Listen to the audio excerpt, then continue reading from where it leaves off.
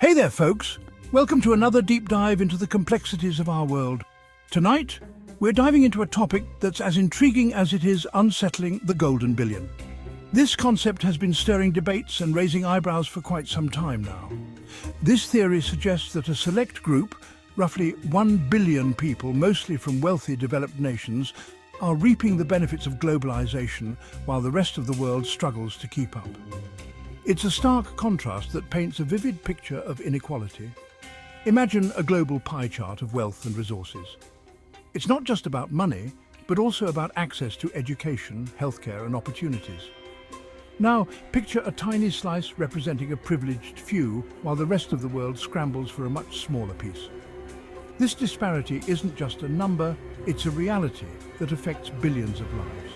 That, in essence, is the golden billion theory. It's a lens through which we can examine the growing divide between the haves and the have-nots. It's a world where the gap between the rich and poor is widening, creating a chasm that seems almost impossible to bridge. Where access to resources is skewed, leaving many to fight for the basics, while a few enjoy abundance. And where a select few seem to hold the reins of global power. These are the individuals and entities that shape policies, influence economies, and steer the course of our collective future. But is this just a conspiracy theory, or is there some truth to this unsettling idea? Let's break it down.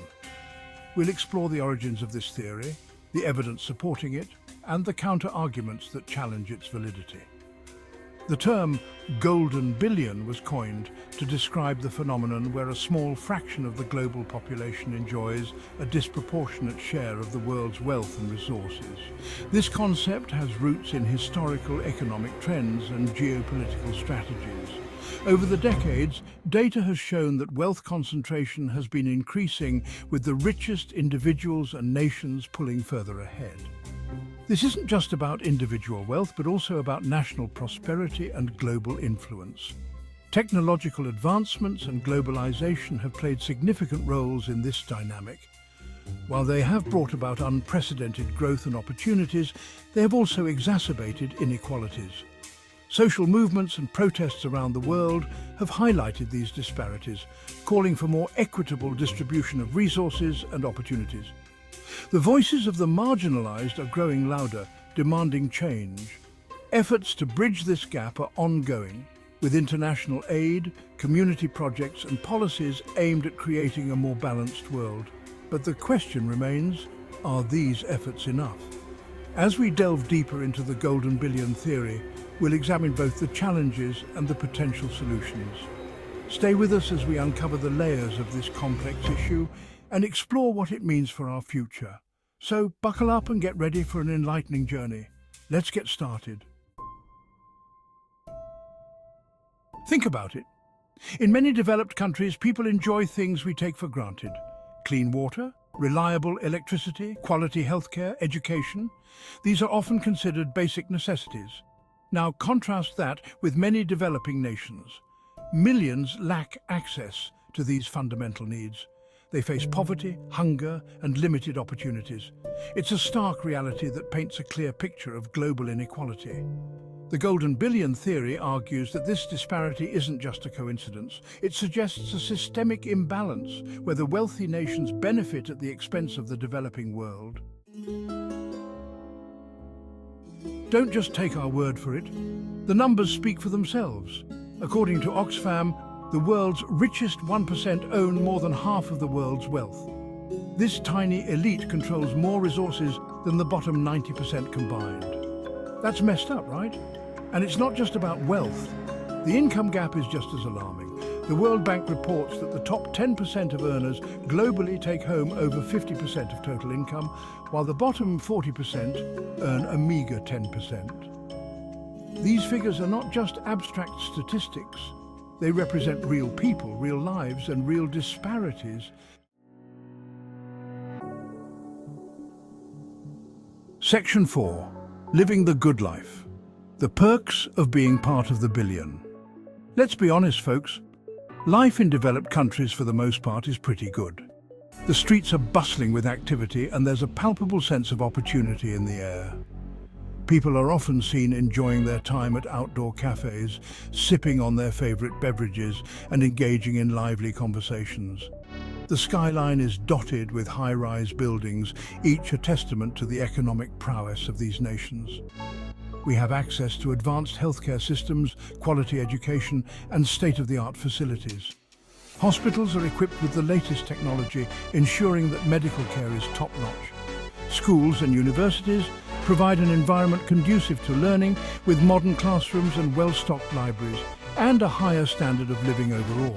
Suburban areas boast luxury homes with manicured lawns, and shopping at high-end stores is a common pastime. Families often dine at fancy restaurants, enjoying gourmet meals and fine wines.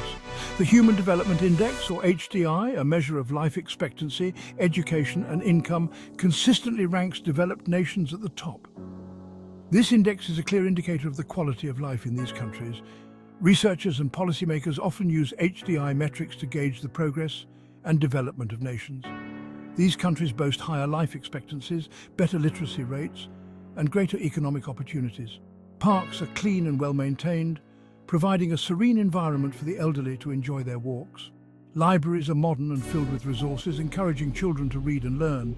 The business districts are bustling with activity, with professionals working in skyscrapers that symbolize economic success. It's no coincidence that these high HDI nations also happen to be the ones that consume the lion's share of global resources. Ports are busy with cargo ships unloading goods from around the world, and large factories produce a wide array of products.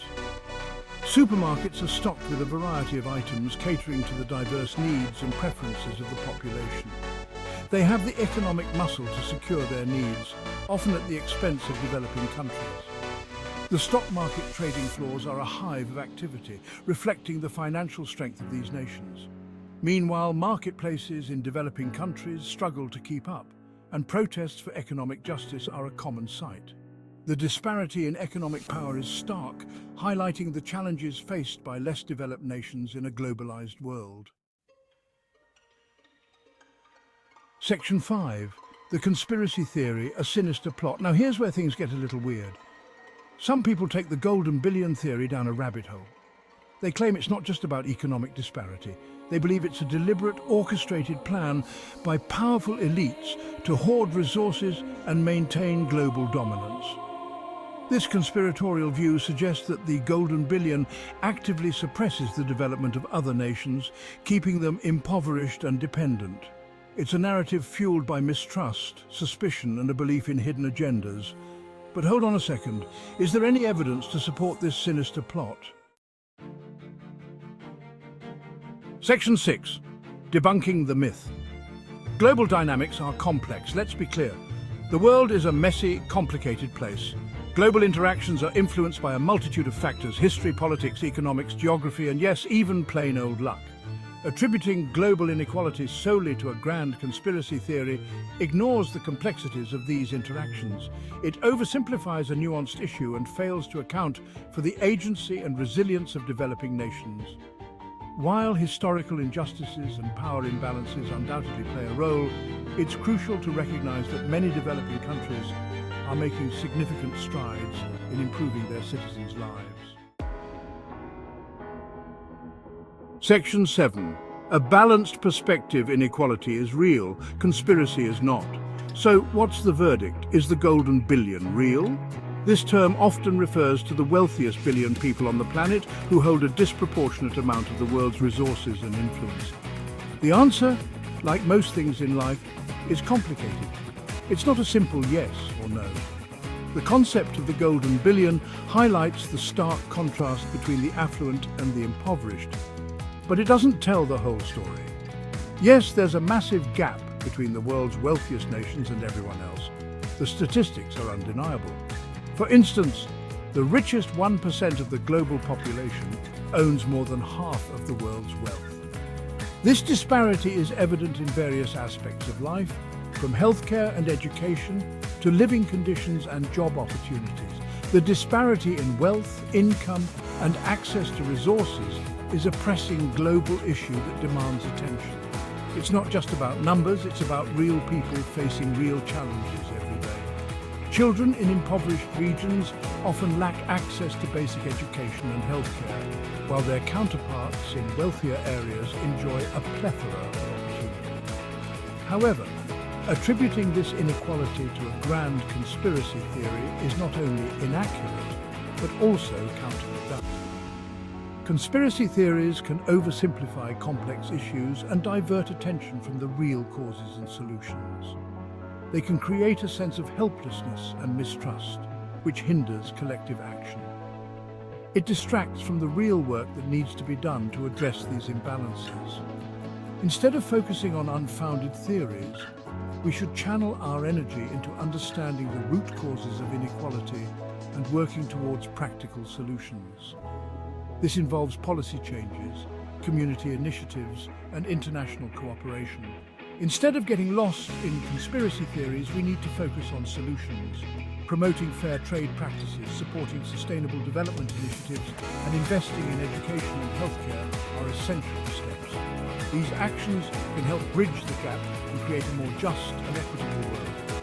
Fostering global cooperation is crucial. International organizations, governments, and communities must work together to tackle these issues. By sharing resources, knowledge, and best practices, we can make significant strides towards reducing inequality. That's it for tonight, folks. Remember, addressing inequality requires collective effort and a focus on real solutions, not distractions. Let's work together for a better future.